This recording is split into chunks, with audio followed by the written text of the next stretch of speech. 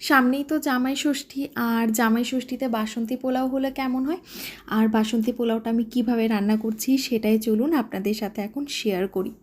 বাসন্তী পোলাও বানানোর জন্য আমি প্রথমেই চালটা রেডি করে নেব, যার জন্য এখানে চায়ের কাপের 3 কাপ চাল নিয়েছিলাম, গোবিন্দভোগ চাল। সেটাকে আমি ভালো মতো ধুয়ে নিয়ে 15 মিনিটের জন্য ভিজিয়ে রেখেছিলাম। তারপরে চালটার সমস্ত জল ঝরিয়ে নিয়ে পুরোপুরি আমি শুকনো করে নিয়েছি চালটাকে। তারপরে দেখুন এরকমভাবে একটা বড় পাত্রে রেখেছি। এখন ম্যারিনেট করার জন্য প্রথমেই দিয়ে দিয়েছি হলুদ গুঁড়ো। আপনারা কিন্তু হলুদ গুঁড়োর পরিমাণটা বাড়িয়ে বা কমিয়েও নিতে পারেন। তারপরে দিয়ে দিচ্ছি আদা, কাঁচা লঙ্কা বাটা, কিছুটা পরিমাণে চিনি আর ঘি। এখন দেখুন এবারে নাড়াচাড়া করে খুব ভালোভাবে সমস্ত কিছু উপকরণ চালের সাথে মিশিয়ে নেব। তারপরে কিন্তু ম্যারিনেট করে এখন রেখে দেবো 15 মিনিটের জন্য। তবে আপনারা চাইলে আরেকটু বেশি সময়ের জন্য ম্যারিনেট করতে পারেন। আমি এখানে 15 মিনিট করেছি, আপনারা চাইলে 10 মিনিট থেকে আধ ঘন্টা অবধিও ম্যারিনেটটা করতে পারেন। তারপরে দেখুন কড়াই খুব ভালো মতো আমি গরম করে নিয়েছিলাম। তারপরে দিয়ে দিচ্ছি বেশ কিছুটা পরিমাণে ঘি আর 1 চামচ মতো রিফাইন তেল।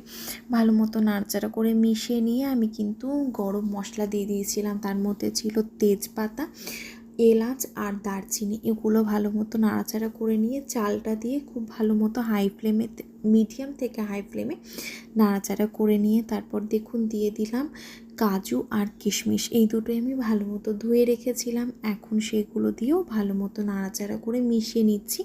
চালের সাথে সাথে কিন্তু কাজু কিশমিশটাও ভাজা হয়ে যাবে।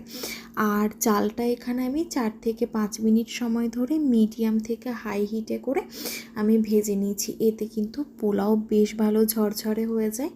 এবারে দেখুন মোটামুটি আমার মনে হচ্ছে ভাজা হয়ে এসেছে। এরপরে আমি জলটা দিয়ে দেব। এখানে যতটা চাল নিয়েছি তার ডাবল, কিন্তু তার ডাবলের থেকে একটু কম জল দেব।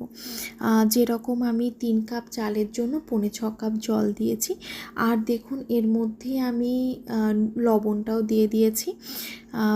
বেশ কিছুটা পরিমাণে লবণ দিয়েছি, তবে খুব একটা বেশি দিইনি, পরে লাগলে কিন্তু আবার অ্যাড করা যাবে। তারপর দেখুন ভাজা তো হয়ে গেছে, এবার আমি জলটা অ্যাড করে দিচ্ছি। আপনাকে তো জলের পরিমাণটা বললামই। এরপরে দেখুন আমি গ্যাসের ফ্লেমটা হাইতে করে দিলাম।